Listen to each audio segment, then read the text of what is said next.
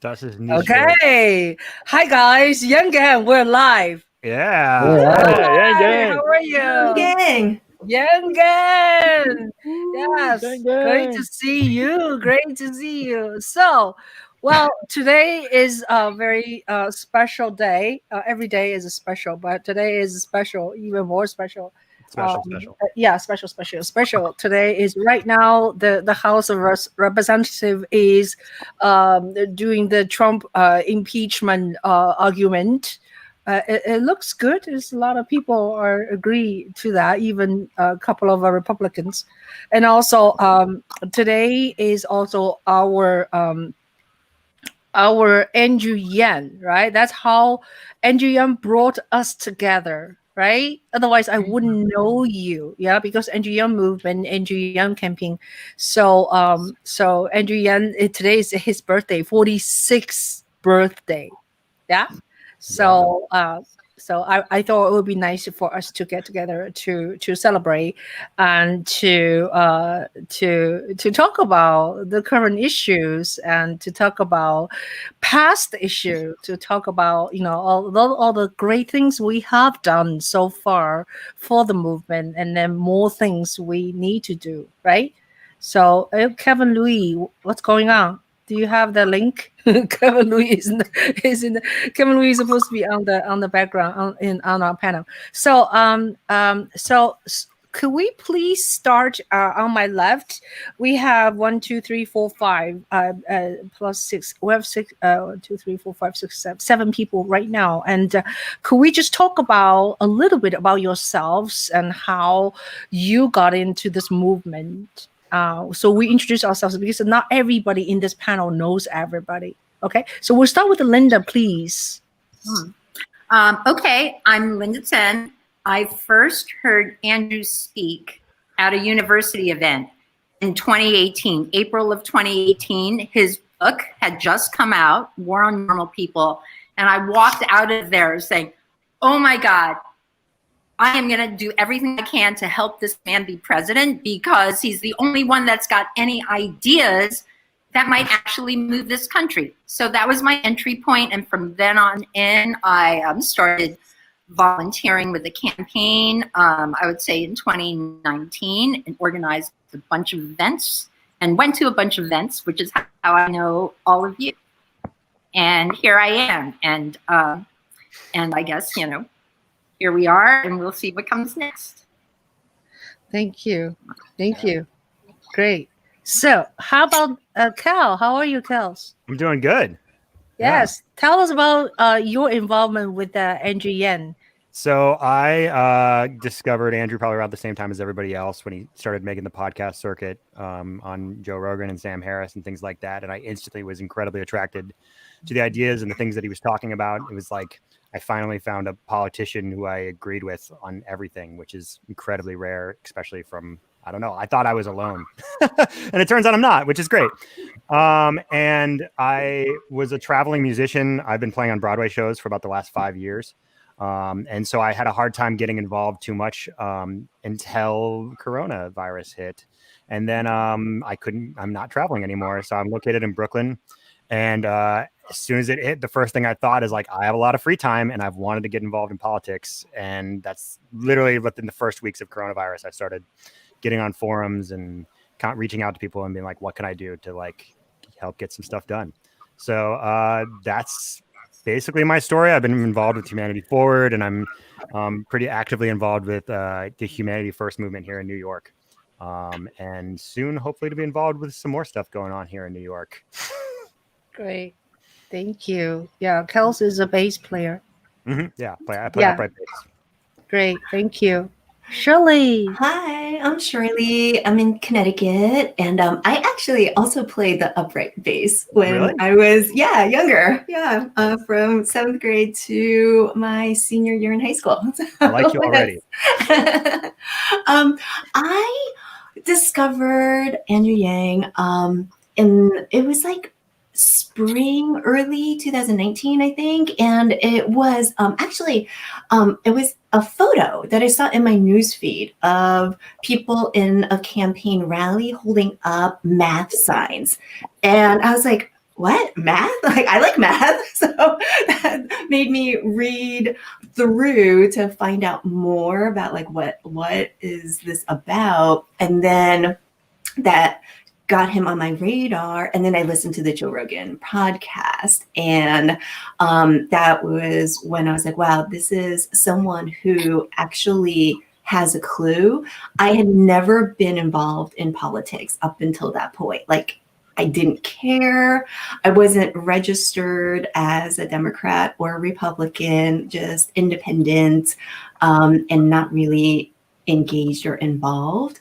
And he had all these ideas that I like thought, this would make sense if somebody were to think about these things. I was like, wow, he already thought about these things. And I went to the policy website. Nobody else had any policies. And at that point, he already had like over 70 policies. And this was in the spring. So that's when I wanted to become more involved. So looked to see who else was in Connecticut. And there was like this brand new, it was like really just like 3 people.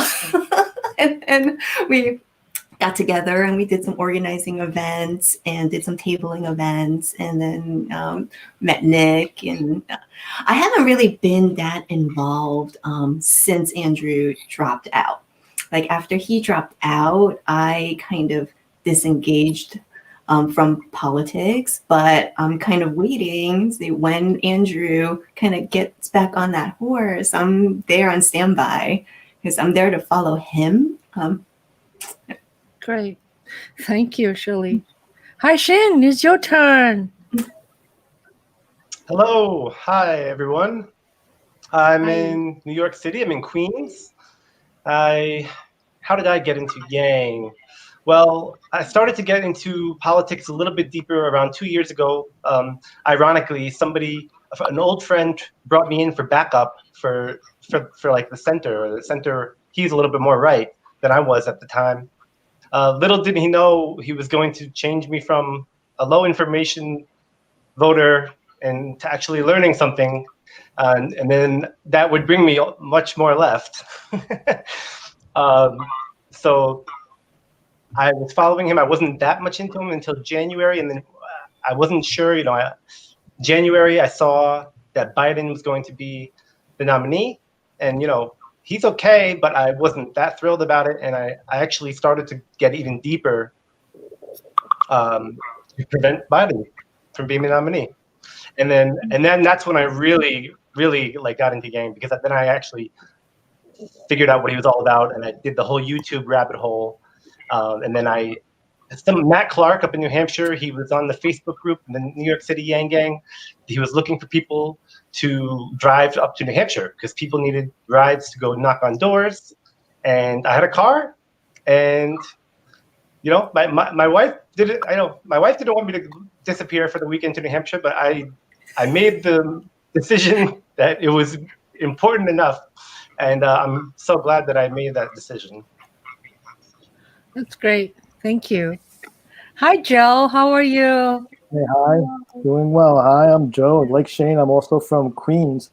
I think I first heard of Andrew, I guess, when he first announced. And back then, I kind of just took a real quick look at his platform, and I said, you read it with UBI, and I kind of initially just really dismissed him.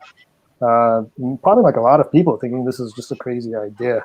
It wasn't until much later I saw a little ad that he was going to be on Ben Shapiro, who's supposed to be known for being a great debater. And I said, all right, let me see this conservative go against this guy and see how he's going to defend like the UBI proposal. And they had a really great conversation. And Yang really struck me as being like at first I thought he might have been like a fringy type of candidate, but he was very informed. He came off very pleasant. He came with the data. And I really got intrigued at that point. And they had mentioned other podcasts he was on, and I kind of went to take a look at that. And really, he was just like a breath of fresh air. He was full of data, facts, non-ideological. He didn't really get into this, socialist, capitalist stuff. And he just wanted to solve problems. And that was really like the point where I kind of got reeled in and, just started devouring more and more of any of the interviews he had. Really got roped into the politics because of him. And I actually first time I ever canvassed for anybody or made any kind of political donation at all was because of him. We went out, collected signatures in Queens as well for him as well. So disappointed he dropped out, like many of us were disappointed, but I am looking forward to seeing what he's planning to do in the upcoming opportunities for him. Great. Mhm. Thank you. Nick. Hi, Nick. Are you there? Oops. Hi, everyone. He's frozen. I Are you frozen? Yeah, you're frozen. yeah, I think it's a little connection issue on my end. I don't know if you can hear me. We can hear you. Yeah. Can you hear me? Yeah. Did I freeze up? Yeah. It's okay. I think you can. Your audio seems good. You can It's go. funny go it with happens audio. right when it's my turn. Of course. Okay. Can you hear me at all? Yeah. Okay. Yeah. Well, it started in late February, early March of 2019. I came across a Andrew Yang for President 2020 ad. It was either on Facebook or Instagram, so I checked it out. And then I heard about that interview. I watched it with my sister, and I was just like, wow, this guy speaks in complete sentences. He knows what he's talking about. He's talking about math. He's talking about the economy and mental health. I was like, wow, man, where have you been? And then I decided, I was like, I got to go to a rally. I watched all the YouTube videos that I could find. I searched the website and the policies, and I was like, I need to go to a rally. I need to see what's going on here. So New York City, Washington Square Park, I went. It was May 14th of 2019. Tseng was there, and she interviewed me after, but we didn't link up again until months later. But it's funny how that all started. And I was like, how do I get involved now? I was so excited for the debate that he qualified for, the first two debates. I was like, wow, let's go, let's do this. So I wanted to find out who was in Connecticut. So I met Shirley, I met Sarah Hambrick. She was my contact, and I was able to go to tabling events. It was a really good tabling event in Milford, and I had someone take a picture of us in our Yang gear, and I posted it on Twitter. And Andrew Yang, he replied, loving this. So the smiley face the next day, I was like, wow, he sees us, you know? So that just got me fired up even more. And what a journey it's been. So there was Milford, there was South Windsor. And then before I knew it, I was canvassing in New Haven on a snowy, cold day. And then I was in Iowa and then New Hampshire. So what a ride it's been. And I'm definitely excited for the next chapter. Andrew Yang running for mayor of New York City. So let's go, Yang Gang. Thank you. Thank you. Hi, Kevin. Kevin, we're introducing ourselves, how we got into Yang business. I think you're muted, Kevin. Okay.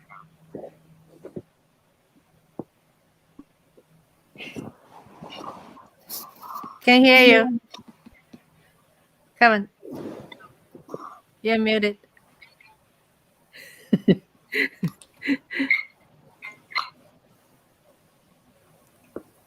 Okay. Are you there? Your hair is long. I can't hear you. Cannot hear you. Can't hear you.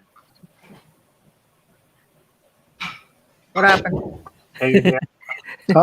No audio. Kevin. No audio. No audio. No, Just briefly. No. hear me? No? Yeah. don't know. Now I hear you. Yes? Now I hear you. Okay, go. Yes? Yes. Okay. Yes. Okay, I think Yes, I dear. have to change it. I have to change the settings on the stream. Okay. Can you hear me? Yes. Yes? Go ahead. Okay. Yes. What are we doing? We're introducing ourselves. How we got into Yang. Well, I heard of Yang through Fung Bros. I used to watch Fung Bros for their food commentaries. I followed them because they also lived in Chinatown. And I grew up in Chinatown, so you know, their take. I wanted to stay in touch with what's going on within my community. And Andrew Yang showed up into one of the episodes. But at the time, I thought it was kind of a joke because he was talking about giving people free money, $1,000, and he was cursing a lot. So I didn't take it very seriously. Yeah. In 2016, I was actually a Bernie fan, but in the last election, I was actually towards what's her name? Oh snap! What's her name? You forgot? What's the lady from Massachusetts? Oh no, Elizabeth Warren. Elizabeth Warren. Yes. Oh my gosh.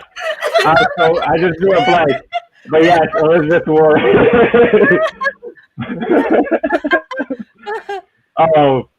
I was actually leaning towards Elizabeth Warren until I heard some news through, I guess, like it's easy to lose sight of about, all the other politicians. You know what? Honestly, it's because I haven't heard from a lot of politicians after they dropped out. They've been either very, settled back in politics, or I don't know what they've been actively doing. But I still keep up with Yang, of course. But back to what we're saying. So I was actually leaning towards Elizabeth Warren, but I stumbled upon a video of Yang, I guess, giving like a longer form conversation, and that put me down a rabbit hole. So I watched more and more of his videos and his interviews with different thinkers and like political thinkers like Lawrence Lasig, people that you don't normally hear about. And those interviews were really fascinating and they were very interesting and it caught my attention. And that's when I really I was like, I think this is going to be my candidate for 2020. He has a lot of ideas that a lot of people is going to definitely say, oh, it's out of the norm. It's probably not going to get passed. Like, it's very entrepreneurial with his sense of UBI and how he plans to transform entrepreneurship.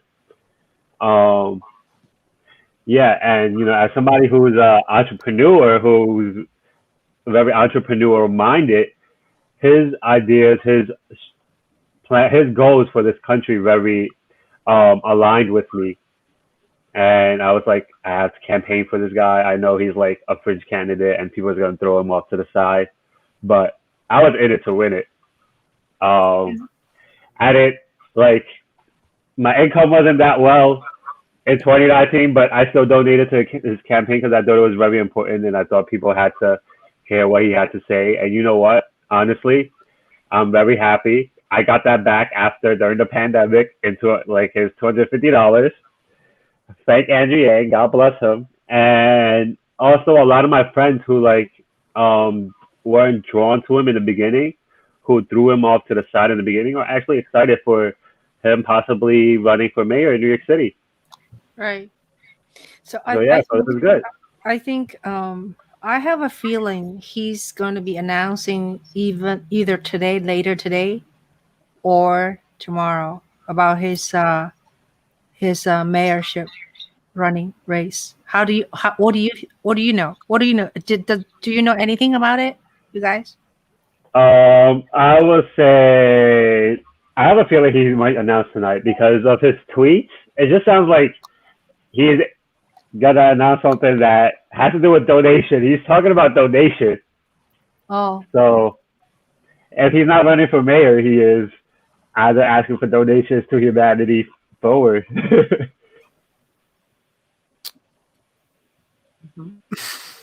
Anybody else have any inside story we don't know?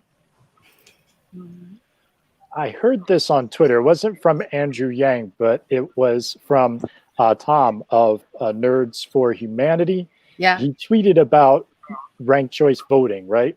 So he suggested, hey, those in the Yang Gang, you can say something, tweet something nice about one of the other candidates, because guess what? You want Andrew Yang to be everyone's second or third choice, because that's how the ranked choice voting will work in his favor. So people will have a positive impression of the Yang gang, which I think makes a lot of sense. What a smart strategy that is. And it's genuine. Andrew Yang tweeted 7:24 this morning, said, I am 46 today. If you all could save my birthday wishes or donations until later tonight, that would be phenomenal. What does that mean? I think we all. I think it means exactly what you mean. Hint, hint. Until tonight. And these were going for round 2.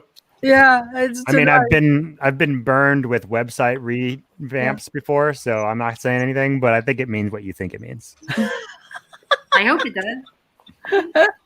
Sometimes it means what you think it means. I mean, too many assumptions. We have been burnt in the past by too many people jumping the gun for all different sorts of things. But fingers crossed, right? I mean, if you read the New York Times article that they interviewed him, I mean, there's no question at this point. He's running. It's just a matter of when it's official. So, like, you don't have to be concerned about whether or not he's running. He's running. He basically said so in the article. I mean, unless he has a health problem or something else comes up, he's running. Yeah. So. Yeah. We were talking backstage that the latest poll had him at about 30, and that's ahead of Adams and Stringer, who are at 20 and 22. So he's got about a 10-point lead, and he hasn't announced.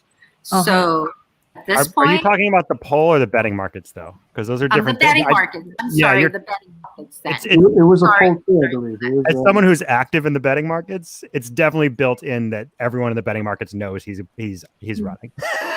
Those numbers, I don't think those numbers are going to go up once he announces. Yeah. So I would take the betting markets over the stock market predictions. The betting markets are also, just to tamper things a little bit, the betting markets are incredibly pro Yang, as someone who reads the comments, because the kind of person that is attracted to betting markets tends to be someone who is like, the same kind of person that's attracted to Yang. So I think he has a good shot. Don't get me wrong, but I think you're right, because I don't pay attention to that. The betting markets, but you do. But I feel like there are just buckets of people who are really attracted to Yang, and I'm dying to know why, or to understand. I mean, look at us here. There are 7 of us, and among 7 people, we have 2 professional level musicians in the house. And I don't think you would find that amongst 7 random people. But you guys are at a very high level. You're musicians, and I find in the Yang gang there are lots of performers or people involved in media or entertainment, like way more than people who might be, say, yes, we have lawyers, but not a ton of them, and I find it fascinating. Yeah, I think a lot of us we have our own businesses, or we're in the gig economy, and he's the only one who understands what our needs are. Now, so for me personally, I gave up a career in finance. I had a very nice job that paid salary, benefits, and all of that. I gave that up. I quit that career so that I could teach Tai Chi. I took over a Tai Chi school. I now run my own business. I am my own business person. And I learned the hard way that our economy was not made for me to succeed. It is made for you to either work for corporations or work for government. And if you work for either of those two, you can have a very good living. But if you work for yourself, there's so many holes in the system. And I think that, so that's why we understand the value of universal basic income.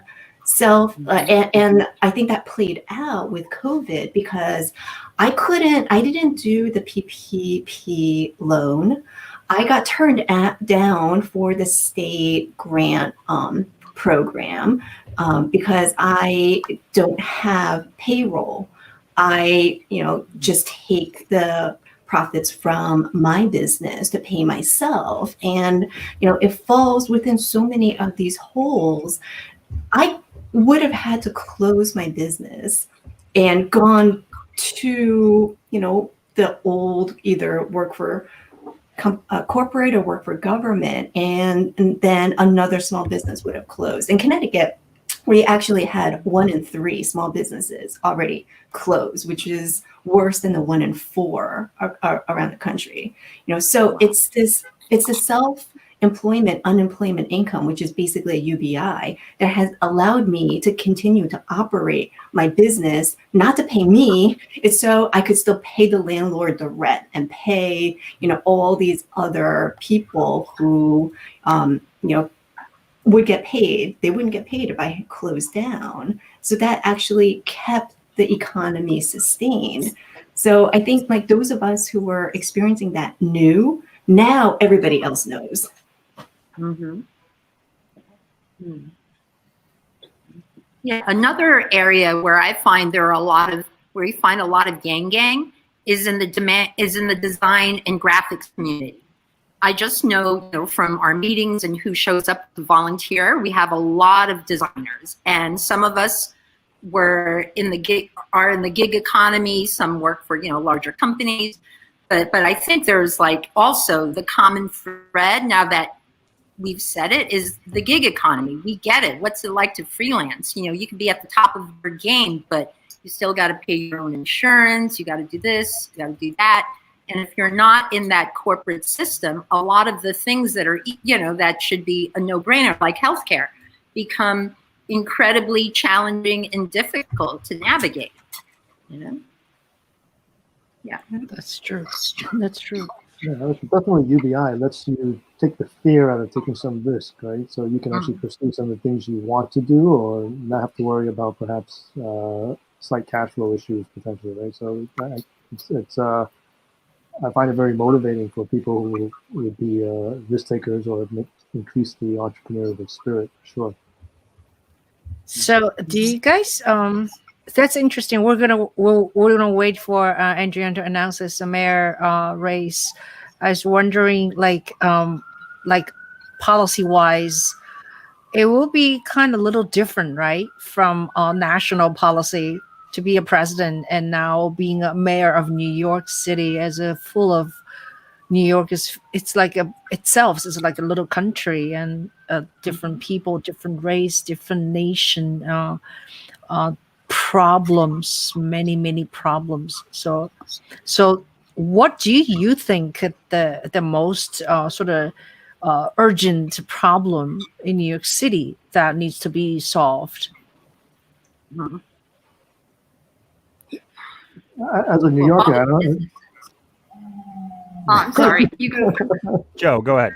Yeah, there's a ton of issues I think that I find very important. He is going to be strapped, like as Shane said, with a budget money. I think some of the probably the 2 big areas for me, I think, would be long term. It's just in getting rid of the poverty, and through that I would mean like education reforms. I think education is really the way that people can get out of poverty in the long term. So, and there's been so much discussions on the plans that de Blasio had, and I think they're not really welcomed by a lot of people.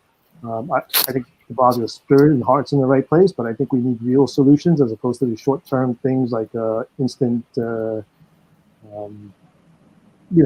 equal outcomes, as opposed to longer strategy plans. And I hope we can come to the table with something there.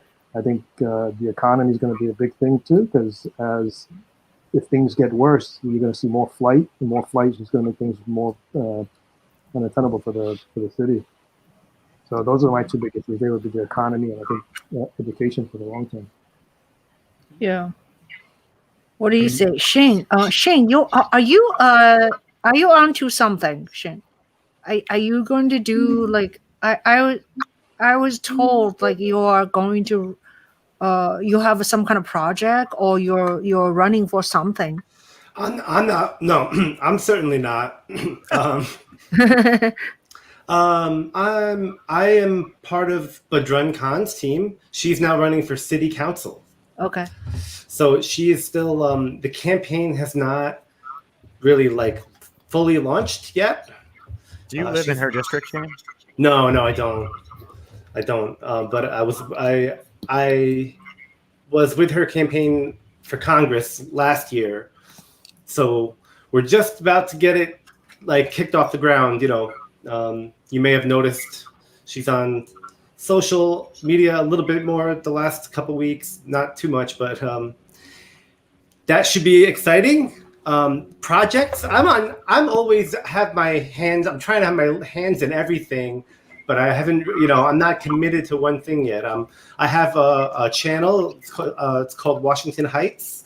I do a lot of brainstorming. I almost think of it like a think tank, very casual conversation, not unlike here with a little bit of a talk show format, and basically just thinking of how we can further UBI, how we can further humanity first ideas, and activate other people. I'm really interested in the grassroots part, activating non-voters. Not so much getting people to come over to our side who are already in politics, although that is important. But I think getting people activated, this is an untapped resource. I mean, this has always been the key to politics, right? But we can do it better than anybody, I think. So if anybody's going to really capitalize on that and like completely transform the landscape, I think we're the ones who can do that. De Blasio won the nomination 8 years ago with 300,000 votes. 300,000. That's out of 8.5 million New Yorkers. Oh. Wow. Oh. It doesn't take a lot in New York. It's not about like getting people that are already set in their mind. It's about, I mean, Shane's totally right. It's about activating people.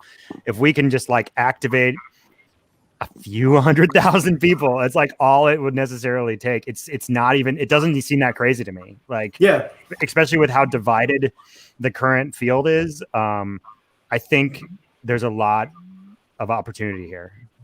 Yeah, definitely. And I think like assuming that the campaign is going to be happening, I think we really need to think like that and bring this kind of strategic thinking to the campaign. Maybe they're already thinking about that. But I find that, it's a lot easier to get someone who's been apathetic about politics into Yang because, until I started volunteering for Yang, okay, giving away something about myself here. The last political campaign I volunteered for was Jerry Brown for president in 1992. So it's been that long since I cared about politics, and I was a little bit disillusioned from that. But we've all gone through this process because I tell you, you talk to a diehard burner or someone who is for Warren, and it's like, okay, you've just spent an hour of your time convincing them that they're not going to change their mind because they love their guy so much. I say, forget them. Let's go out. Let's get the people like Asian Americans. They don't vote in the same number, at the same rate other people do. Why not? Let's tap into that. We got a guy who looks like us. Why not? The Latino community, they voted more for Trump this time around. Why is that? I think they're, I'm kind of lumping people into groups, but there are groups that aren't as active.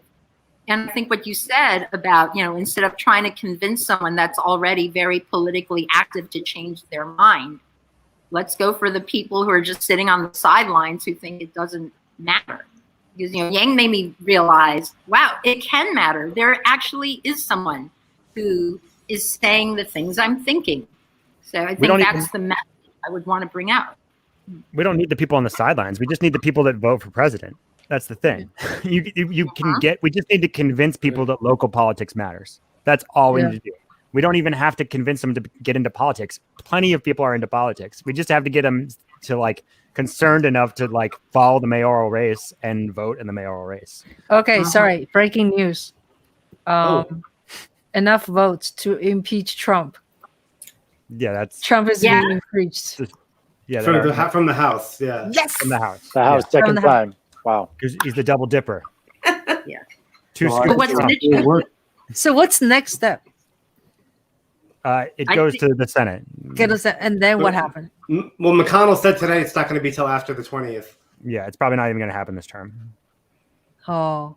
And then there's only about 4 or 5 Republicans that said that they're interested in signing on, and they need more than that. So they'd have to convince another like 10 to 12 Republicans. It's probably going nowhere, in my opinion. Do you think McConnell's doing that? Not to go totally off topic, but do you think McConnell's doing that because he wants to get him impeached, and we're going to have Warnock and Ossoff?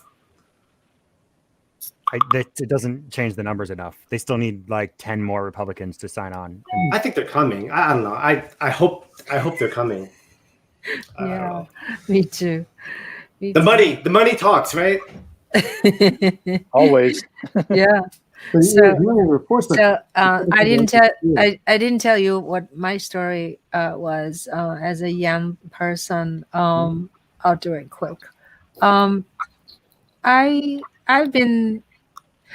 I was born in Shanghai, China, and been living in this country for over 30 years. But I was never really campaigned for anyone or did volunteer work for any presidential candidate or any politician.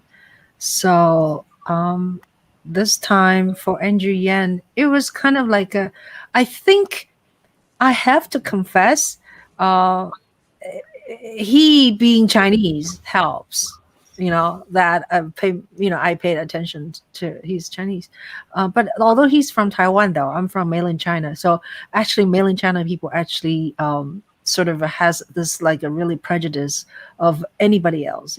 Chinese people are very prejudiced. I'm sorry, so they don't like Taiwanese. They don't like people from outside of their province. And so I went to see Andrew Yang on May the 14th. The rally in Washington Square Park is because a friend of mine told me to go. I went and I shot videos because that's what I love to do, to capture things. And there I see people. It's not just like I was not even influenced by Andrew Yang when I saw him. I still didn't have any attachment for him, because I don't know him. So I saw so many people that at that rally. That this guy must be pretty good. Why so many people? They're not even Chinese. So and then I met Nick. I interviewed a couple of people in the rain. And Nick was one of them. So gradually I went to more events because people asked me to go because they know I'm a videographer. So they asked me to go shoot video events. So I went. So eventually, slowly, I have to say slowly, I want to go. Nobody needs to make me go anymore. I would check on NYC schedule, NYC Young schedule, and just find events to go. So that's my journey, and I ended up going to Iowa. I quit my job as a college professor, and so I thought I can have more time to canvas for Andrew Yang. And now I made a documentary for it's about my young diary. I'm wondering how many people have you seen it in this panel? 1, 2. Okay, all right. So check. It's so good. Yeah, so good. Joseph, you saw. Yeah, okay. Oh, thank you so much. Yeah. So I piled up so many footage through the 10 month. And then after he suspended his campaign, it was very disappointing. And then I sat on those footage for a long time. I did not know what to do.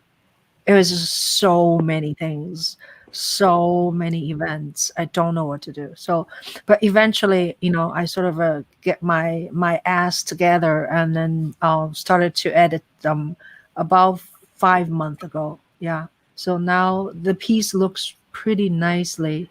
I applied for quite a few film festivals, and I don't know if I will get in, but yeah. So and then I did a YouTube what do you call a premiere on January 4th, which is last Monday, and so yeah, so if you want to see it, let me know. I'll send you a link because it's not in the public domain anymore. I don't want to because I want to be more private. Yeah. So anyway, that's my story. Yeah. Maybe we can have a Yang Gang Film Festival once the campaign is going. Ooh. We'll have That would be nice. Yang Gang Film Festival. Yeah. That's a good idea. Party. Yeah. So there were some other people who commented in the chat that they had their own footage that they also wanted to put together, like because you did such a great job. I think that'd be amazing to see Yang Gang Diaries from around the country. Yeah. Yeah, I know. There must be a lot because I only, covered a certain area, certain state.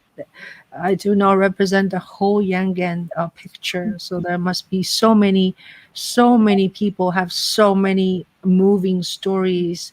I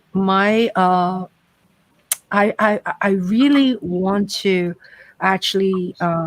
I think the piece I made, I really want more people to see it to get inspiration.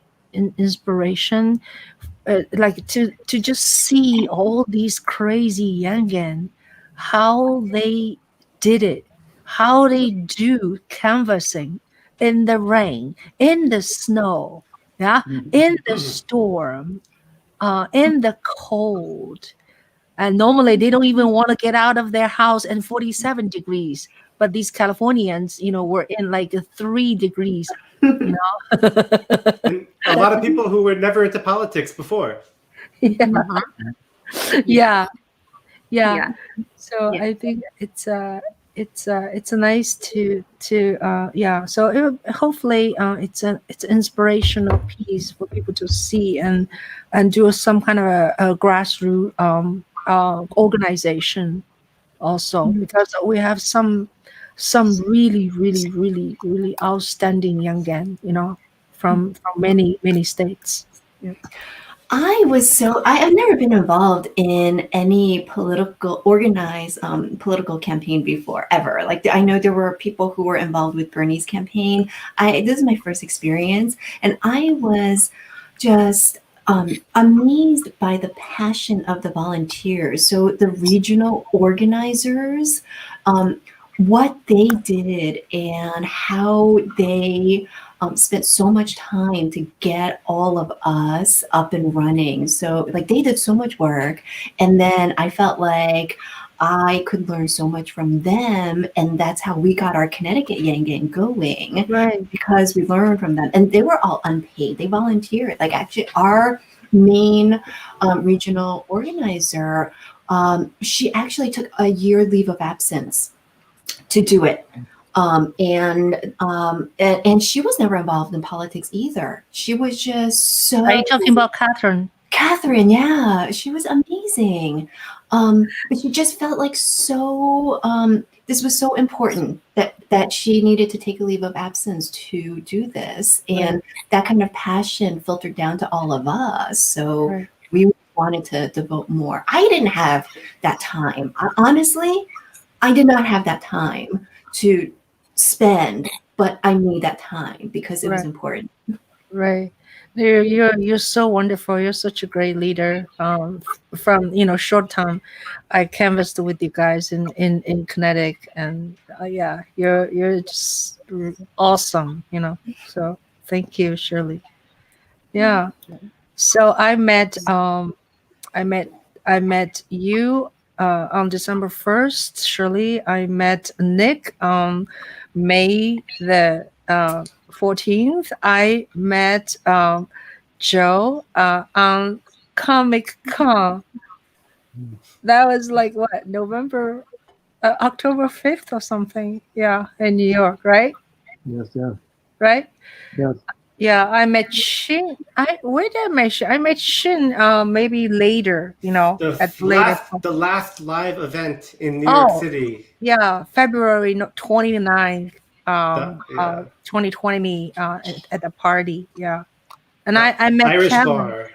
Irish bar, yeah. I met Kevin in the first time. I met Kevin so many times, but first time I was in Columbus Circle canvassing, right, Kevin?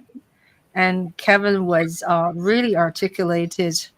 But the funny thing was, Kevin, your whole speech I could not use in the documentary. Do you know why? No. Because he's chewing gum. Sorry.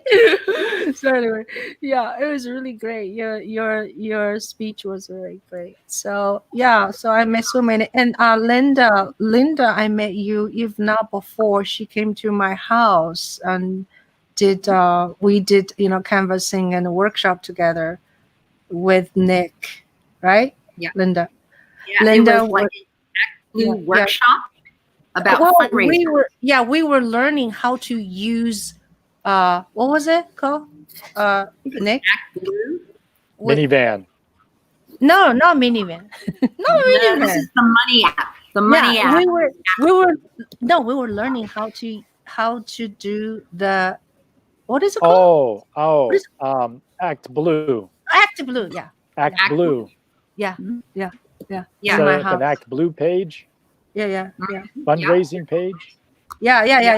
Yeah, but whatever it was must have worked because you see these two Yang pieces of artwork over my shoulder that came from our silent auction. Silent auction fundraiser. Yeah. So it worked. Yes, Will is here. Hi, Will. Hello, what's going on? Hey, what's going on? Hello. Yeah. We're another young gun. How are you feeling, Will?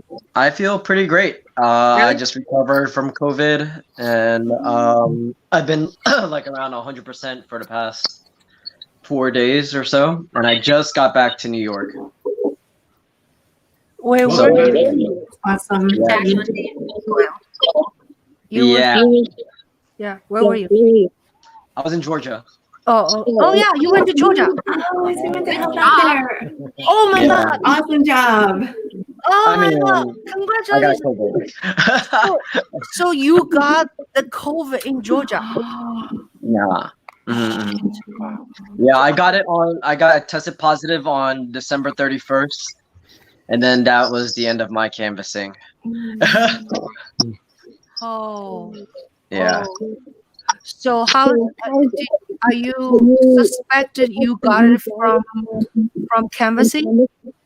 I don't know how I got it. I really suspect I was going to the hot water and coffee pumps, like in the hotel lobby religiously, and I'm pretty sure it's from there because that's like the most exposure. Like, because knocking on doors, actually, I didn't actually get to talk to a lot of people, and people either didn't answer or were not home. I talked to some, but not like had a mask on. I didn't touch anyone, and the most exposure I really had was really from like the coffee pumps. Coffee pumps. Yeah. Oh my God. Oh Yeah, I my didn't do indoor eating or anything. Yeah. So, Wow. but unfortunate, it was a light, mild case. I had just a flu and fever like symptoms, and had body aches and body chills, and that's as bad as it got. And then the fever came and went, and then was finally gone. And I feel pretty fortunate. I feel pretty fortunate that I didn't like catch this while I was in New York.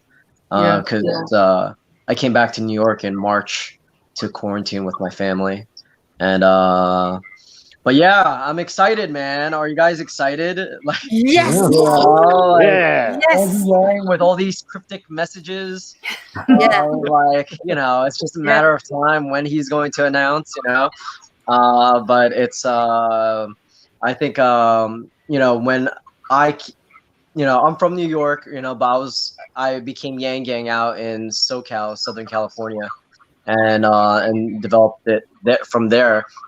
But when I came to New York, it was, I think everyone was here in New York was still focused on like, signature gathering, and, New York votes a lot later. So there's not a lot of love, shown, by the campaign to, New York City Yang Gang.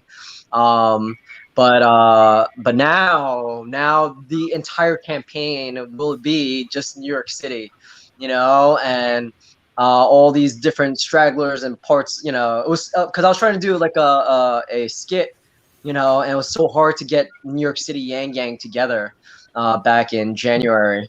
And from what I was told, it was because everyone's doing their own thing and everyone's so spread apart. But now it's we're all focused here, and this is going to be, I don't know, it's going to be crazy. I think it's going to be an incredible next several months through June. And with ranked choice voting, Yang Gang does the best, I think, with something like ranked choice voting, because the way we convince other people and other, that support other candidates is that we don't shame them for, liking someone else or whatever. We hear them out, and then we just offer them what Andrew has to say about it, and that's how we convert. And I think that's like a perfect method for ranked choice voting. So it's going to be a wild, really wonderful, wholesome time, I think, for a race that is very, like, just in a very dirty New York City politic environment. Right. Breath of fresh air. Yeah. So, Will, for someone who, for people who are now knowing you, can you tell us a little bit about your background? Why is it echoing? There's an echo. So Will, we actually at the beginning talked about how we got into Yen business. Could you just articulate with us as brief as you can? Yeah, I had just moved to LA at that point, and I was at an event that was celebrating these documentaries that were shortlisted for the Oscars, and 7 of them were made by Asian Americans. And then afterwards, I went to dinner with friends, and one of them was Brian Yang. This is back in January of 2019, and he mentioned, he's like, "Hey, I have a friend who's going to be, who's running for president," and I mean, I'm like, and he's like, "Oh, this guy's name's Andrew Yang," and I had briefly heard about Andrew in an article like several months prior, and I'm like, a business dude from New York, an Asian guy, this is not gonna happen, it's never gonna happen, like there's like, and Brian was like, I understand how you feel, because we work in entertainment, so we fight for representation for Asian people, and across like Western media. So he's like, I understand why you feel this way, but he has really great policies and really interesting ideas, and he's going to be on the Joe Rogan podcast next month. And I was just like, wow, like I like Joe Rogan. I like his perspectives. I like the guests that he has on, and I'll give it a listen. And within the first 15 minutes of listening, and also I just want to point out, I was a Bernie supporter. And although I knew the media was going to fuck Bernie again, at least I'm in California and it's going to be fun. And I'll have fun with politics if, or whatever. And within the first 15 minutes of listening to Andrew Yang speak, I was just like, holy crap, this is the smartest guy in the room. I've never heard any politician or just anyone give an incredible macro perspective of what was going on in the country, and it made me, for the first time, like feel like compassion and empathy towards Trump voters and why people would vote for Trump. Whereas I would just think they were racist. I just enabled the racism that they always had in their heart. But when Andrew Yang explained it all, I was just like, holy crap, this is what's going on, and we need to save our country.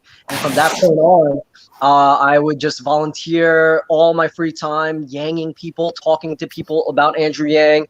We were facing a media blackout. The only way we were able to follow Andrew Yang were all the different live streams, from maybe Grassroots Yang or whoever, through the Humanity First campaign that went through all these different cities. And then it finally came to LA on April 23rd or 22nd, I forget. But there it was. And then met Yang, and just kept on yanging. And then I eventually had shot a movie in Atlanta with Clint Eastwood, and I had a scene with like 2 Oscars winners and like Sam Rockwell and I forget the person's name right now, but that was the first time I was outside of the SoCal Yang Gang. I met the Atlanta Yang Gang at the first debate, and just fucking pissed and wanted to throw the TV, a chair at the TV. And but you know, we just kept developing, and Yang Gang kept growing. And you know, as an actor, it's when you book it, it was my first Hollywood film, you know, it's you're supposed to build on that momentum. But I'm like, you know, the entertainment industry, it'll always be here, you know, so I put a complete stop hold on my career and went volunteering full time and started doing street art for the first time in my entire life.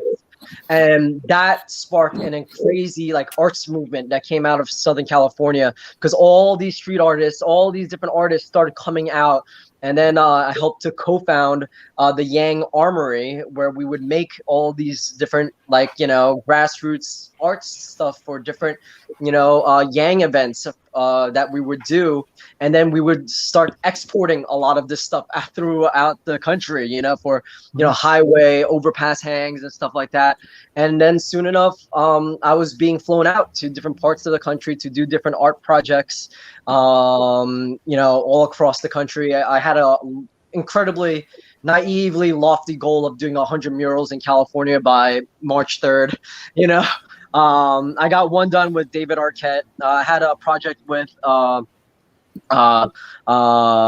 Chong. You know, I was gonna smoke this cannabis out of this bong that was signed by Andrew Yang, and, you know, Christian with Tommy Chong, and smoke with him and talk about, like, you know, cannabis policies, and, you know, releasing people from, you know, jail for nonviolent marijuana offenses, and talk about, like, you know, stuff for veterans, and, you know, and all these different things while high after smoking out the Yang bong, you know. So but it didn't come into fruition. Yang had dropped out back in February, but, you know, I've been on a crazy wild ride, capturing the moment that Andrew Yang decided to crowd surf, the very moment he decided, and where you see a security guard, like, you know, flipping out, getting into a truck with Fred DeFelin to drive across the country in the Yang truck, you know, to go see Weezer open for Andrew Yang, and, you know, at Yangapalooza in Des Moines, Iowa,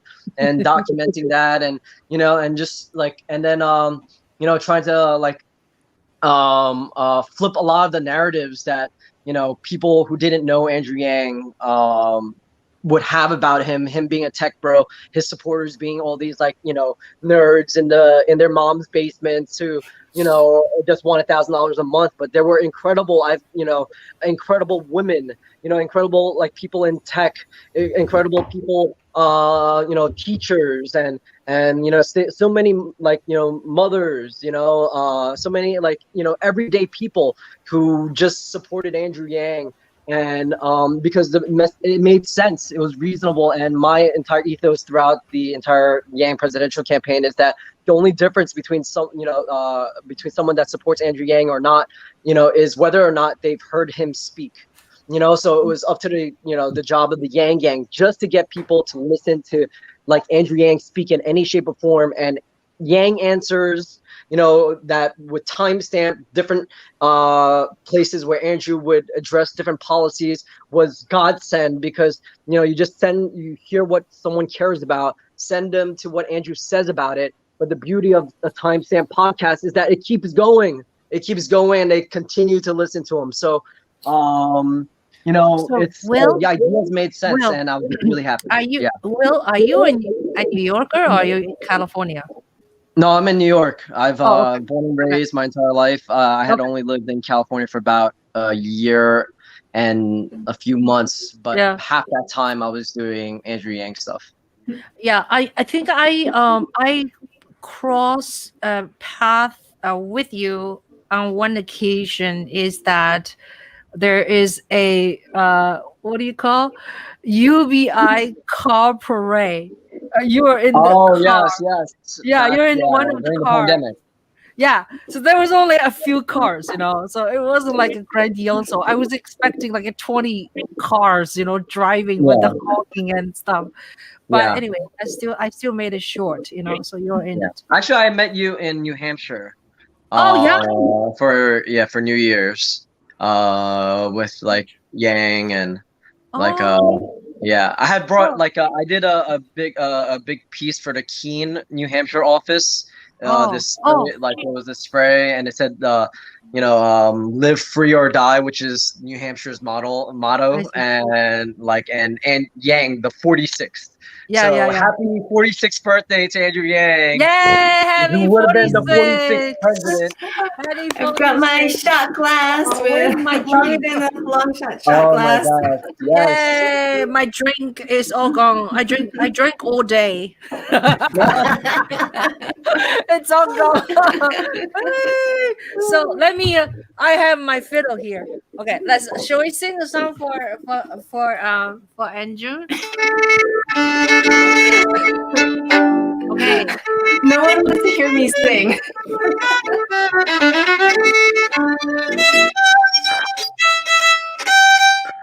Huh?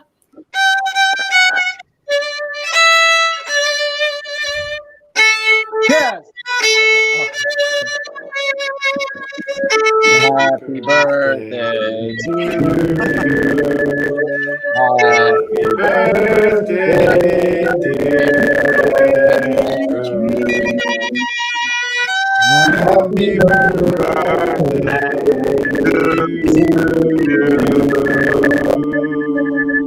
Yeah. Many more. Many more. Happy 46. Yeah. 46. So yeah, last year today, Nick and I and some other young guy were in Iowa, in Drake University. There was a town hall, and also it's on his birthday. So lots of people were there, and then he came down, and we sang happy birthday to him, and he was very moved. And there was a cake, so I shot a picture of him. Someone, he was holding the cake. Someone putting a hat on his head, Yeah. and then it was actually a picture out of a video. So this woman seems like she's slapping him, with his hat. It was really I Yeah. saw that. That was Danny from Sorority of Yang that put Who the is thing she? on his head. Danny? Danny, yeah, Danny from Sorority of Yang. Oh, okay. And Yeah, she put the hat on him during yeah. that time. Like, wow, that's very bold. Yeah. So it was a very brief. So he had his big cake, and then people wish him birthday, happy birthday, and there's a long line. Of course, always after his town hall, there's a long line of people waiting for him to sign. And so he was always very gracious. You know what? How about? I know some of you haven't seen my doc yet. So how about I'll just play you the first like 3 minutes, like an intro. Would you like to see that? Yeah. Okay. Okay. So let's see. So this is a piece more or less about Yangan. Yeah, how being a Yangan, how from Yangan point of view, it is not like a really event of all NGN's activity. I'm not that accurate of being with him the entire time. So it was like how I feel and how I see and how we see it. Okay, so let's see. Let me find. Let's see. Okay, sorry. Wait, hold on 1 second. No, I'm not doing right. Sorry about that. So yeah. Oh, younger.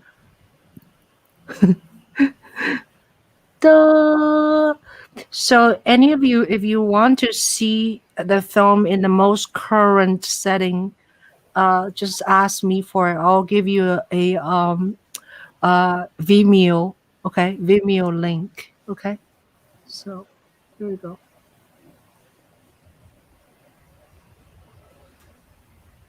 Unknown caller.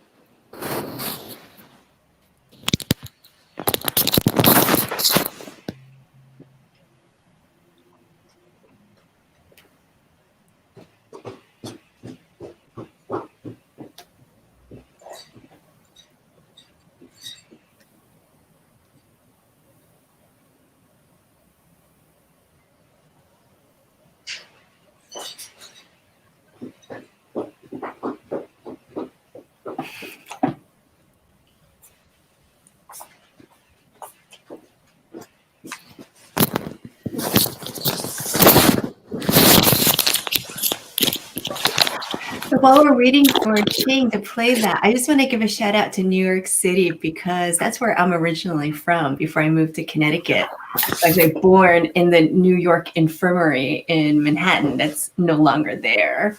My parents had a jewelry store in Chinatown. That's awesome.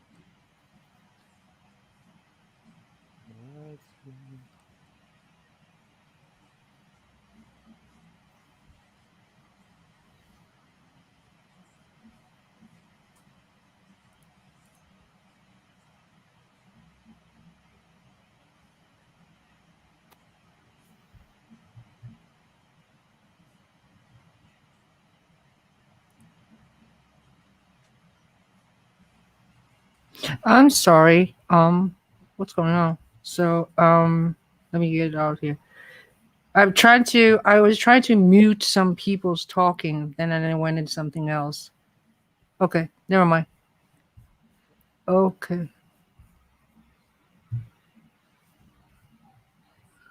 Okay, so that's it. Ooh. Okay. Did you see at all? Hello? No, Did I you didn't see see? anything. No. There's nothing? What? You didn't see we anything? we did see it switch to something. It switched to your browser, yes. Oh. Whoa. That's weird. Oh, you just sit there. You don't do anything. Sorry. Yeah, I'm I was so waiting for it sorry. to play. Huh? I was waiting for it to play, and nothing Oh, okay. happened. Oh, okay. Sorry. Hold on 1 second. Just let me try one more time. Sorry. Okay.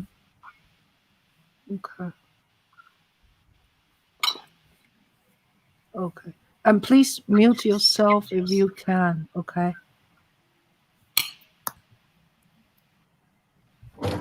Did you see it? I got mail. Did you see it?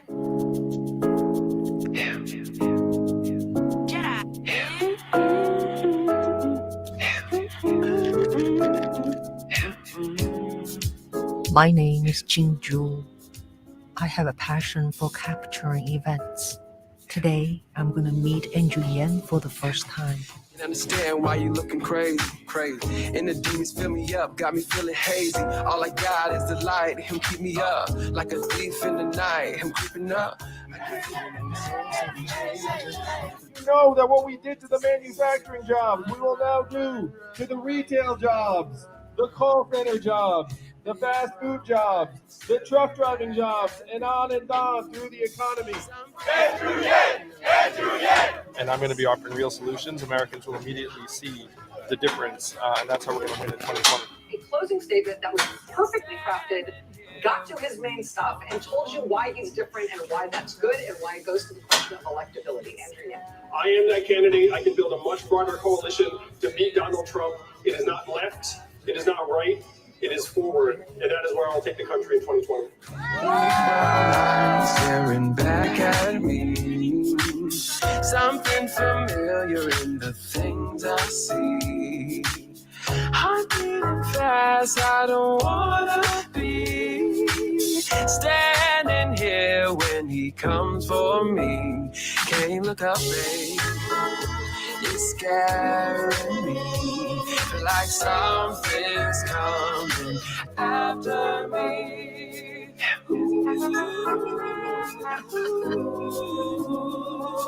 Something coming after me.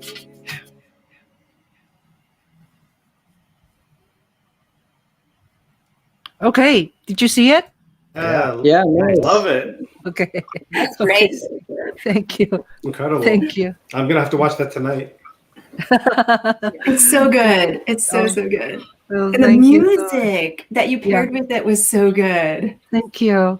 Yeah, I used a couple of really great music. Two music soundtrack is from Yangon in Florida, Henry Duhart.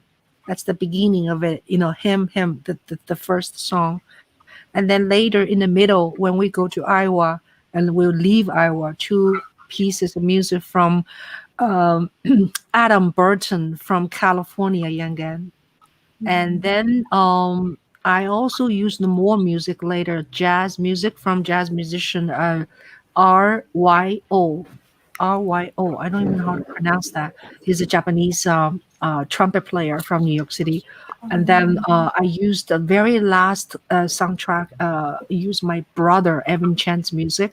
It's called It Before It's Too Late. It's a very appropriate song, which he wrote 30 years ago. Before it's too late. Yeah. And I now add a little bit of my my own playing at the beginning. I'm still editing it because some people said they want to see me play a little bit at the beginning, you know. So yeah, so it's thank you for noticing that. Yeah. You could probably make a Yang Gang chamber group at this point. We have so many musicians. Yeah. We have some really we have some young musicians, right? Kells, bass player, and then we have a cellist, Guan. Yeah, cellist. Yunjie is a pianist and conductor. Yeah. Who else? Yeah. And now I have someone else want to join me earlier, but then he's supposed to be. I have somebody's name. It's called Ariel. But the thing is, Ariel, I gave him a link, but I saw someone's join us as something revolution. So I don't know who is. Yeah, that's him. That's him. Oh, okay. Because I don't know that's his name. So that's his YouTube channel, I think. Yeah. Oh, so where is he? He left. Yeah, he left. Sorry. So I did not know that. Yeah. Anybody? I'll message him real quick. Yeah, tell him because I did not know that was him. You know, so I thought some stranger got our link and want to come on. You know. So anyway, so. Anybody else? Do we have other messages? Linda, you have something going on. Let us know. You want us to volunteer or stuff? Oh, Linda. Definitely. Well, right now, the only thing we have, because, you know, we're in, until the campaign announces, we're in a little bit of a, you know, we can't just go on and do our own events. But we are looking for people to join a voter registration event that we've got set up in Elmhurst on this Friday at 1:30. So I can, if how long will it go on? How long will it go? It'll probably be 2 hours. But if you can only come by for 1 hour, that is okay. We're especially looking for people who can speak Chinese. But if you don't, that's okay too. That's totally fine. But yeah, how does that work? So start at 1:30. You set a table on the street. How does that work? It's you just talk to people when they walk by. Yeah, and this is specifically about voter registration. So we can't. There are rules against actively campaigning for a candidate while you're doing it. But I think you can wear, you know, all your math gear, buttons or whatever, but you can't say, hey, vote for somebody, and here's a voter registration. But you can say, are you registered to vote? And if they ask you about your candidate, that's okay. Question. What in that area, is it more Mandarin or Cantonese? And I would like to hear more about, if anybody knows, what the breakdown is in New York, because I have family. My father's remarried, so I have a stepmom and a stepbrother who speak Mandarin. So I'm curious. Mm-hmm. Yeah. Well, in Elmhurst, I don't know as well as some of the other communities, but I feel like, it's always Mandarin and Cantonese, but Cantonese actually less and less, and the Fujianese are really so, but there are so many dialects that most Chinese can understand more than one if that's your first language. But yeah, I'm definitely excited. Shane, are you on our Slack for Humanity Forward in New York? Yeah. Yes. Okay. Humanity First New York, just to confuse things anymore. First. Sorry, I keep on messing up. Everyone does. Yeah, I'm on there. Yeah. And Shane, I just want to say, I love that Yang Buck behind you. That's my Yang Buck. And yes. Shane, that little clip you showed, I'm not in any of those clips, but my Yang Buck is in like 2 of them. I'm taking good care of her for you. We had to revamp it for the universal basic income stuff. So we had to. So it's a UBI book. Does anyone else have any announcement for your work or whatever, volunteer, or anybody else have any announcement? So I had a recent discovery. I'm very new. I only came onto Twitter in October, and I found that on Twitter there's actually a group, Humanity Fitness. There's a hashtag Humanity Fitness, and they also use hashtag Yang Gang Fitness, and there's a whole Yang Gang fitness community. So I thought that was a lot of fun because I'm a fitness streamer on Twitch, and I stream Tai Chi and Qigong and fitness. So I did on stream in my math shirt. I did a fitness. I did it a challenge that I put a hashtag for Yang Gang Fitness. It's for folks to go and try a fitness challenge. So I thought that was a lot of fun. Do I follow you already? What's your handle on Twitter? The Stress Bender. The Stress Bender. Okay. Yeah. I'm on Twitter 24/7, so I have to ask. I just started. I don't understand Twitter. I only came on in October. I don't understand it. I feel like I need to hold my breath, dive in, and then dive out. You could spend a lot of time just scrolling and wasting time, but it's also very good. Like if you go into search and advanced search, while we're trending, you can look and see like people who are verified accounts. They have a lot of followers, and you can interact. And like it's a good place. Good for organizing, but also for amplifying a message. Yeah. I think. Yeah, I don't really know how to tweet very much until very recently. Yeah. So yeah, I just started in March. Yeah. Oh really? Yeah. So I think I'm getting a little bit what is it called? Chinese people call 甜头. 甜头 means you taste the sweetness of it. Yeah. 甜头 is sweet. So you know what I mean, Linda and Shirley. Mm-hmm. So and Kevin.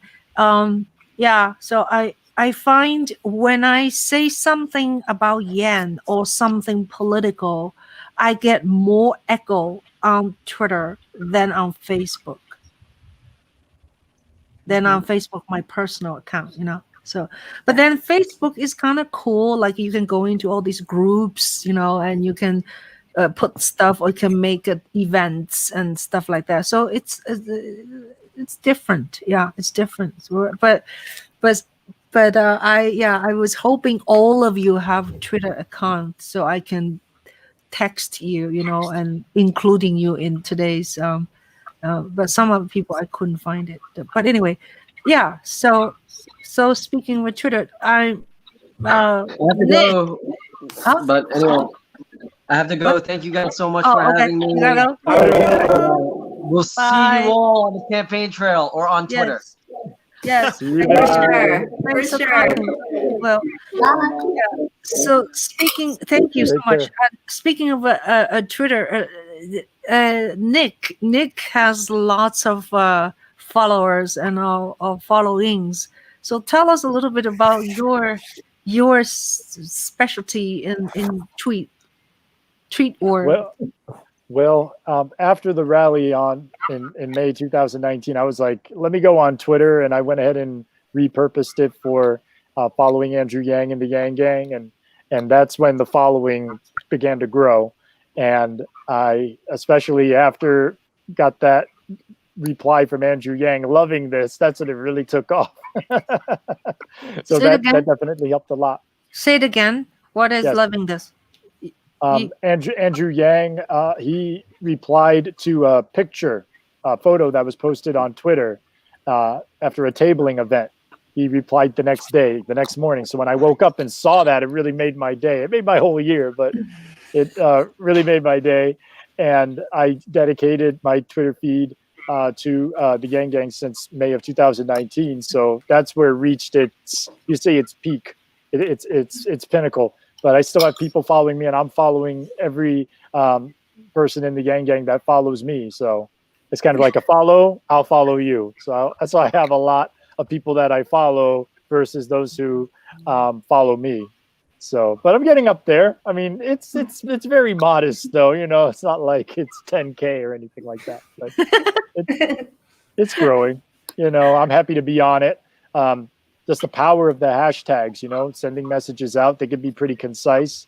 I tend to be kind of wordy, verbose. So Twitter isn't actually the best thing for me. You know, it's more Facebook because you can write longer posts. But, it's a challenge, right? It's a challenge for me. Yeah. You try to condense it, right? It's like, oh, I got to put a couple emojis here. I got to put a couple of hashtags here. What can I put out there that people are going to respond to and that they're going to like and might even get comments and questions and stuff. So I love engagement. And I might as well plug my Twitter. It's at Nick of Time 925. Yeah. I posted today a message, happy birthday message to Andrew Yang, and included some photos from Drake University last year, his birthday. I think your the picture I had with him. I think your sound cut out. It's Nick of Time 925. Yeah. Correct. Yeah, I'm having a bad internet connection here. Sorry about that, guys. And I'm at Wash Heights 44. Nice. Yeah, I think I follow you, Shane, right? Yeah. I do not follow everybody follows me. You tagged everyone, right, Ching? You had a post? I'll go to that post and I'll go follow everyone. Oh, yeah. Huh? In your post, you tagged everyone that you could, right? So we could go to that post. Which one? Which one you're talking about? Your tweet. You tweeted something about this. Yeah. I tweeted about this, and then I tagged you when I have all your handles. Like another person, she's not here right now. I don't have hers. I can't find two people. So I get really frustrated when I cannot find people's Twitter, because like I want all your Twitter account. But anyway, in general, since the documentary has sort of been buzzing for the last month or 6 weeks, I actually I only had like 500 followers. Now I have 800 followers because mainly of that the documentary. But then imagine when you put it out on YouTube so everyone can watch it. Yeah, but I don't want to put it on YouTube. Yeah, I don't. I'm sure you have a reason. Yeah. No, because you can ask me why. Because I have applied for some film festivals. Some film festivals do not want you to have your film to be to already played in public. So playing for friends like I did last Monday, I still consider that it's a private viewing. It's not a public. So I'll just have to keep it until maybe later. But I don't mind sharing it privately. Yeah. Yeah. So Ching, Ching, you're can almost you to your cut first a gang of trailer? followers. Huh? What? Sorry? Oh, sorry.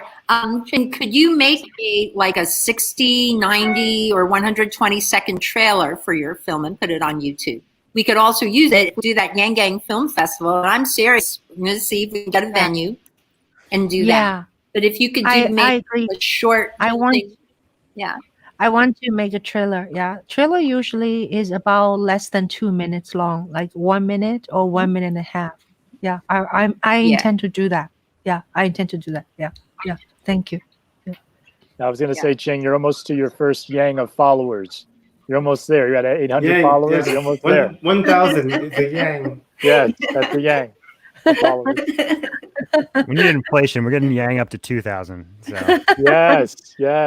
I'm trying to get to 2,000 followers. I'm on my way. I'm trying to get. Oh yeah. By the way, please, if you have now subscribed my YouTube channel, please do.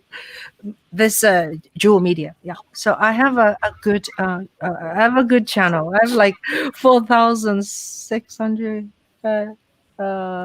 Yeah. But anyway, I need. Yeah, I think you must be in the top, maybe the top 10 at least of the Yang Gang YouTubers. I would, or maybe top. I don't know, top 15, top 10. I don't know. I think so. Yeah. Okay. Yeah. I have. I have. But I've done a lot of work. During the Yang campaign, I made lots of short documentaries about events, and then I live stream whenever I can. So I live streamed in Iowa, in New Hampshire. I live streamed when Yan announced his suspension. I was like unbelievable. I looked like a zombie. I couldn't believe myself. I was live streaming. You might be in the top 5, honestly. I'll let you know later. You might be, because there's Matt, Paget. I think you have more than Boyce, like, off the top of my head. Thank you. But anyway, sorry, Boyce. Yeah, thank you. Yeah, Boyce is cool. So anyway, yeah, Kells, you have anything to share with us? Just that I gotta go. Wrap up. Yeah. That was literally what I was gonna share. Okay. Yeah, I think we're going to wrap up. It's 5:30 now, and I was hoping Andrew Yang will stop by, but he did not. So he has a lot of things. Another drink. Yeah. Happy birthday. Yeah. Happy birthday. Happy birthday, Andrew. Yeah. Joe, you have anything to say before we leave? No, I'm just glad to have shared this opportunity with you guys. Actually, if you guys have one thing to I guess, if people are talking about things, I have something to plug. I think like mental health has been a big issue during this time, especially with COVID and everything too.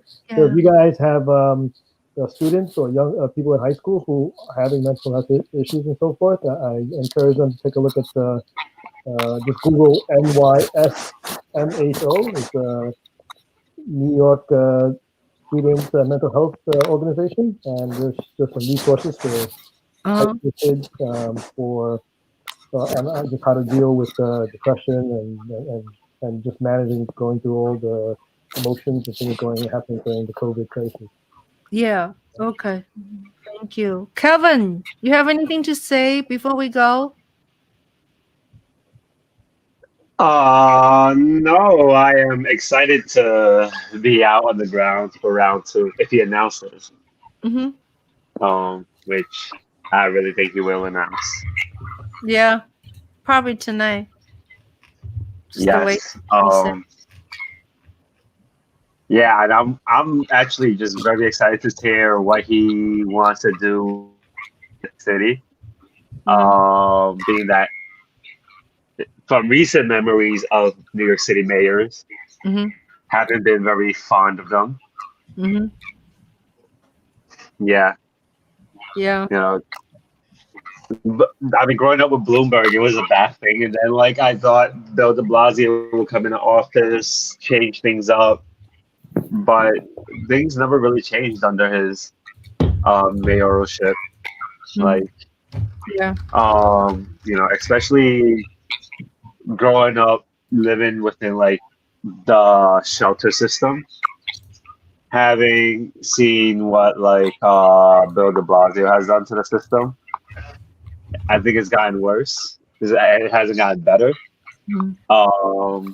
And the number of just youth and families going homeless every night just continues to go up. And yes, I'm hoping if Yang announces, we can hear some stuff that he plans to do with affordable housing.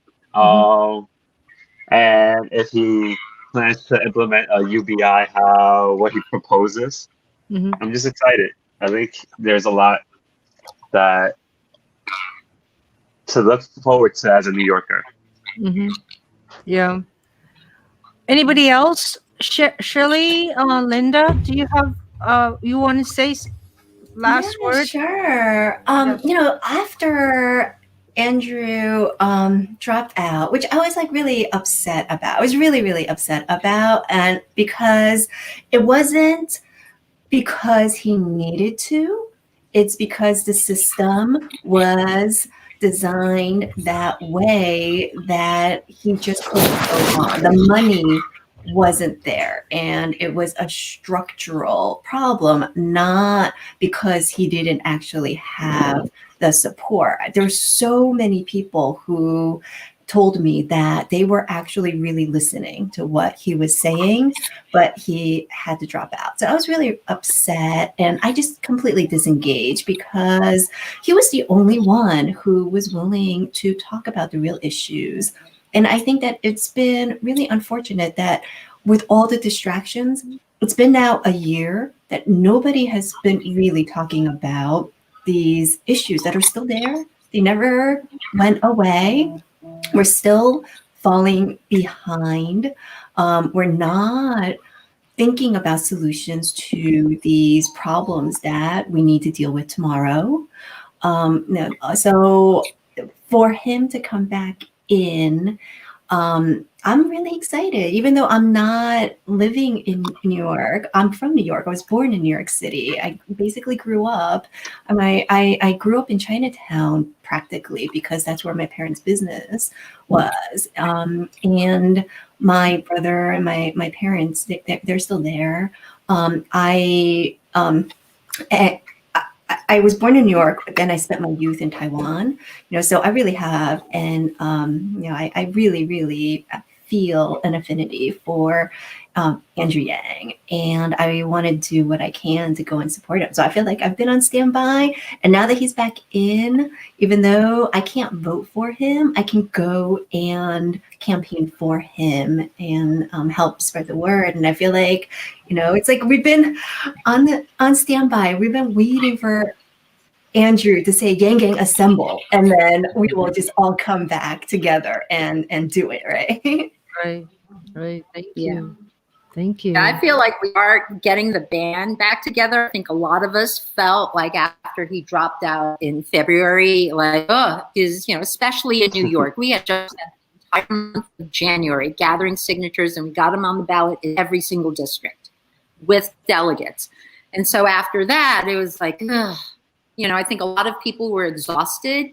And as many of the Yang Gang were first timers dipping our toes into politics, I think people really felt, a little bit burnt. I mean, wearing this in public, in front of your neighbors, on the subway, we put ourselves out in public as supporters. We personal, it's like, we put our personal brand out there for Yang. And like my coworkers we're so sick of hearing about him, but half of them were like, oh, okay, that's interesting. And I just have to say, man, what a year makes, okay? What we were doing a year ago was standing on the streets, getting signatures, and people were like, yeah, well, Bernie or Kamala, da-da-da. And here it is a year later. And then I've got acquaintances, coming up to me. It's like, yeah, Andrew Yang was right, because we've had COVID, we've had the fragility of our economy totally exposed. People got a taste of what UBI was like with that first stimulus check. It saved their ass and made them feel good. And they were like, whoa, what if I had this all the time? I think people were listening, and I can't wait to get out there, because what a difference a year makes. So Right. I'm hoping that everyone in New York kind of remembers that and remembers how nice that check was. And it wasn't just wasted on, drinking or, blow or whatever it is. Mhm. That, Right. yeah. Thank you. It's a very different landscape now. And if even if it was for 5% of the people, that's at least they're gonna have a new chance every month. Once we have it monthly, that doesn't discount all the people that it helps. That's another important part of that same message, right? Right. Recently, Nick? like I've been. Oh, Oh, go ahead. Go ahead, I Kevin. was gonna say. Well, but like the thing with Yang is he's different from all the politicians and all the people that's been running to be mayors or president, and that he doesn't like think we're gonna do bad stuff before we're already done it. We're already committed to doing drugs or using our UBI for drugs. He's the only politician that is like he might do something good with it. He might invest it somewhere, invest it in his dreams, invest it in his goals. He's different. We've been like taught to believe that somebody, if we give them extra money, that they will use it for something bad. They wouldn't better themselves. They wouldn't understand to live better. Honestly, I've seen from like a lot of friends and just in general, like this pandemic have taught a lot of people to save money, have taught a lot of people to invest in their futures and invest in different stuff than just working, than just spending your time at work and having a stable job necessarily. And like I think that's what drawn me to Yang. And I think during this pandemic, a lot of my friends seen it, and even like people like even my brother at home views him differently now from a year ago.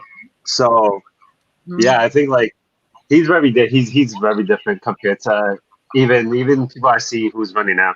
There's Right. yeah. Thank you. I don't know if any of the candidates is like him. Yeah. There's like some authenticity. Like he's willing to go like to be criticized for not living in New York City his whole time. Mm-hmm. But you know what? Right. I think if I had the means to and I had a family to look out for, I would do the same thing. Mm-hmm. It just makes sense. That's the thing that I really appreciate about Andrew is that he's not afraid to speak his truth. That it doesn't need to be like political speak where it's just for the polling to say, the BS that all the other politicians will say because it polls well. Like he will speak the truth, and then he will explain, how he got there, and everyone will listen, even if you don't agree. You'll listen, and I don't know any other politician who can do that. Yeah. Well said. Okay, so great. Nick, you wanted to say something to conclude our session, please? Sure, yes. Andrew is definitely one of a kind, and he's been vindicated, and it only took less than a year, for more people to see how he looks at things and how he looks at the economy. He has a heart for entrepreneurship and small businesses. He was actually on a team, on the transition team, Biden-Harris transition team, focusing on that. Small businesses and entrepreneurship. So I think him running for New York City mayor is an incredible move. It's awesome. It's just basically those are the people that are in need the most, are the small businesses and the entrepreneurs. And I think that New York City is going to bounce back. New York City bounced back after 9/11. It took time, but it happened. And I think the same thing will be the case with after COVID. There is a post-COVID for New York City, and Andrew Yang is going to be an integral part of that, I believe. Thank you. Great. Thank you so much, you guys. I really appreciate us being together. I would love to see you guys again soon.